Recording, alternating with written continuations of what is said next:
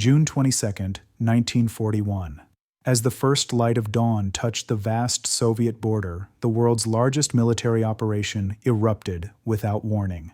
Operation Barbarossa, Hitler's colossal gamble, unleashed 3.5 million Axis soldiers, 3,600 tanks, and over 2,700 aircraft along an 1,800-mile front.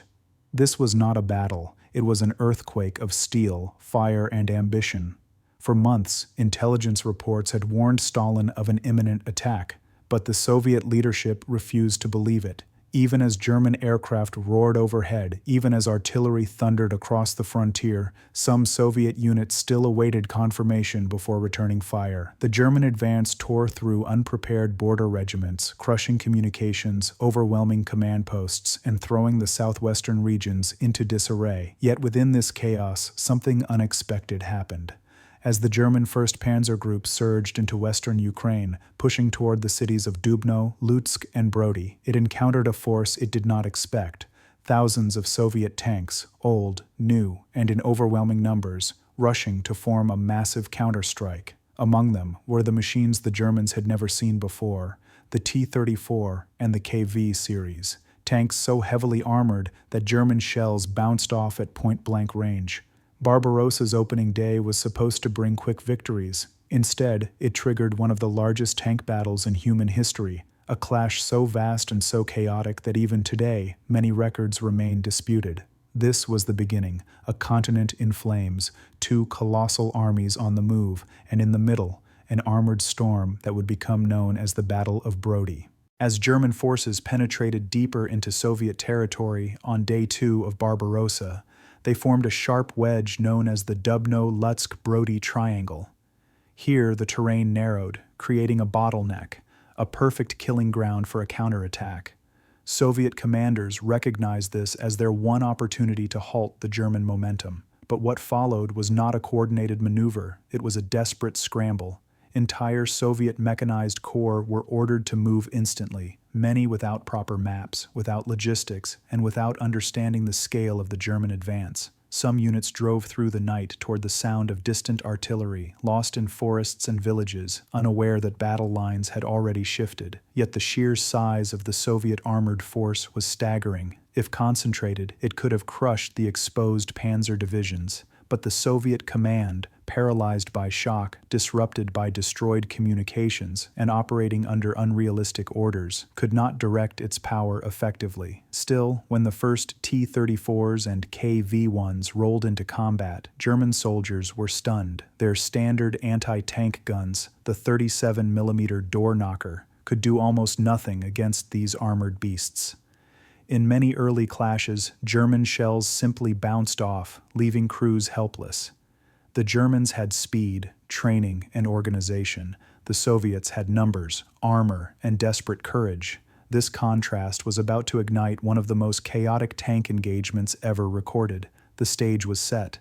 Panzer Group 1 pushed forward with confidence. Soviet mechanized corps advanced with hope and confusion. In the narrowing battlefield around Brody, tens of thousands of men were converging, unknowingly marching toward an explosion of steel that would define the opening month of the Eastern Front. On June 23rd and 24th, orders flashed across the southwestern front. All mechanized corps, counterattack immediately, no waiting for fuel, no waiting for ammunition. Strike the Germans now or watch Ukraine fall. In theory, the Soviets were about to unleash a tidal wave of armor. Nearly 2,500 tanks, including hundreds of modern T-34s and KV heavy tanks, were positioned across the region. If united, this would have dwarfed the German Panzer strength. But reality told a different story. Many Soviet tanks lacked radio equipment, forcing commanders to use flags or messengers under fire. Some crews had never fired their main guns outside training. Others were issued tanks without spare parts or tools, meaning the smallest malfunction could end their march. Soviet infantry often moved on foot, unable to keep pace with the armored divisions racing ahead. Artillery support lagged miles behind. Yet despite everything, the counterattack began. The first major clashes erupted west of Lutsk. KV-1 tanks lumbered into German positions, their armor nearly impervious. Some German anti-tank crews abandoned their guns in panic. One KV-2 reportedly held up an entire division for hours, soaking up shell after shell like a walking fortress. But these victories were isolated. Across the region, Soviet units stumbled headfirst into German ambushes. Luftwaffe aircraft blasted convoys, setting fuel trucks ablaze. Tanks ran dry in open fields. Crews fought fiercely, often to the last round, before abandoning their vehicles. Still, progress was made. By the evening of June 25th, the Soviet counteroffensive had begun to threaten the flanks of Panzer Group 1. For the first time, the German spearhead trembled. The Red Army, battered but unbroken, had struck back. For a brief moment, the Soviet counterattack looked promising. Powerful tanks pushed back German units, breaking through weak spots and sowing confusion. But war is not fought on the ground alone. Above the battlefield, the Luftwaffe waited, ready to shape the outcome. From the very start of Barbarossa, German aircraft had hunted Soviet airfields relentlessly. Hundreds of planes were destroyed on the ground. By June 24th, German pilots owned the skies over Ukraine, and now they turned their attention to the Soviet armored columns racing toward Brody. The impact was devastating. Heinkel bombers and Stuka dive bombers spotted the columns from miles away. Soviet tanks were easy to track, lines of dust trailing across open fields, engines roaring, movement frantic. Without air cover, they became perfect targets. Fuel trucks exploded under precision strikes. Ammunition carriers vanished in pillars of flame. Command vehicles were destroyed, cutting communication between battalions already struggling to navigate. Entire Soviet divisions found themselves blind, leaderless, and isolated. German pilots described the battlefield below as a sea of targets. Soviet crews described it as hell from above. Even the mighty T-34 and KV tanks could not escape the consequences. Their armor could withstand shells, but not the loss of fuel or direction. Some tank units reached the battlefield with only a handful of functioning machines. Others arrived without infantry, artillery, or even ammunition. The Luftwaffe did not win the battle alone, but it shattered the Soviet ability to coordinate. It turned a massive armored thrust into scattered, desperate engagements. It transformed the Soviet advantage in numbers into a disadvantage of chaos. The sky had chosen its side, and the battlefield below paid the price. By June 26th, the full fury of the Soviet counterattack slammed into the German Panzer divisions. For a moment, victory was within reach. Two German divisions, overextended and low on fuel, were nearly encircled. Soviet commanders prepared to close the trap, but this moment of opportunity flickered and went out. The Soviet forces, exhausted and disorganized, struggled to maintain pressure. Their supply lines had been shredded. German artillery found the broken roads clogged with disabled vehicles and struck them mercilessly. Infantry support was scattered, some units having marched for days without rest or food. Meanwhile, German commanders acted quickly. Using radio networks, mobility, and precise coordination, they reoriented their armored groups and struck the Soviet flanks. What began as a retreat turned into a controlled counterattack. Panzer divisions maneuvered like a single organism, fast, flexible, lethal. Across the triangle, Soviet tank crews fought with incredible courage. Many refused to abandon the field even when surrounded. Some KV tanks kept firing until they were hit by artillery, explosives, or multiple anti-tank guns at point-blank range. T-34s attempted daring charges, trying to break German formations apart. But bravery cannot overcome logistical collapse. Fuel shortages crippled entire mechanized corps. Ammunition ran out. Communications died, and with Luftwaffe aircraft circling above, every attempt at regrouping was punished from the sky. By the night of June 27th, the Soviet counterattack had lost momentum. What remained was a series of isolated pockets of resistance, each fighting alone, unaware of the other's fate. The trap had reversed. The hunters were becoming the hunted. The final days of the Battle of Brody were a brutal, grinding struggle for survival.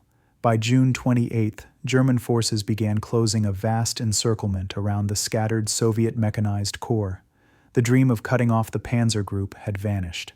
Now, the Soviet troops faced only two options: break out or die inside the cauldron.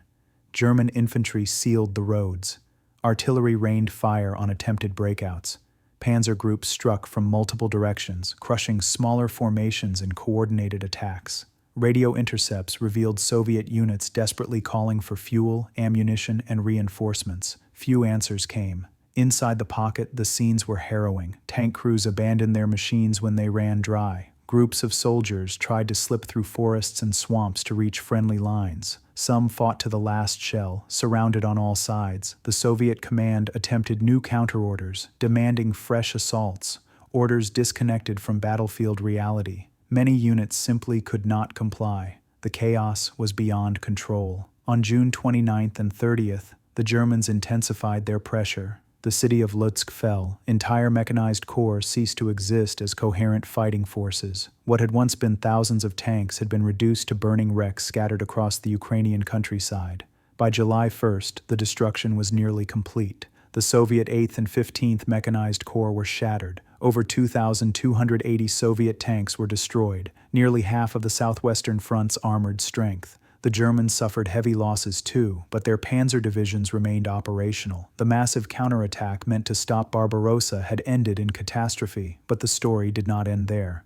The Battle of Brody stands today as one of the largest and least understood tank battles in history, a clash so immense that even after 80 years, historians debate its exact scale. It was a battle defined not only by tanks but by doctrine, preparation, and the brutal realities of modern war. For the Soviets, Brody was a tragedy of potential. They possessed tanks superior to German designs, machines that shocked the Wehrmacht. But numbers and technology could not overcome chaos. Logistics, training, planning, and air power tilted the battle decisively toward Germany. Yet Barbarossa itself, despite its early triumphs, ultimately failed. As German forces pushed deeper into the Soviet Union, the front stretched dangerously thin, supply lines broke down, thousands of vehicles froze during the brutal winter. Soviet industry relocated eastward and began producing tanks at an astonishing rate. Reinforcements flowed in from across the vast Soviet interior. By December 1941, the Red Army launched a massive counteroffensive, breaking the German advance near Moscow. The myth of the invincible Wehrmacht shattered. The Battle of Brody, though a defeat, revealed two essential truths. First, the Soviet Union possessed the industrial capacity and armored design superiority needed to survive, once organization caught up. Second, Barbarossa's lightning pace concealed deep structural weaknesses in the German war machine, weaknesses that would grow fatal over time. Brody was not the beginning of Soviet victory, but it was the moment when the Soviets realized that victory was possible. The echoes of this forgotten battle still resonate, a reminder that war is not won by strength alone, but by endurance, resilience, and the ability to rise from devastation.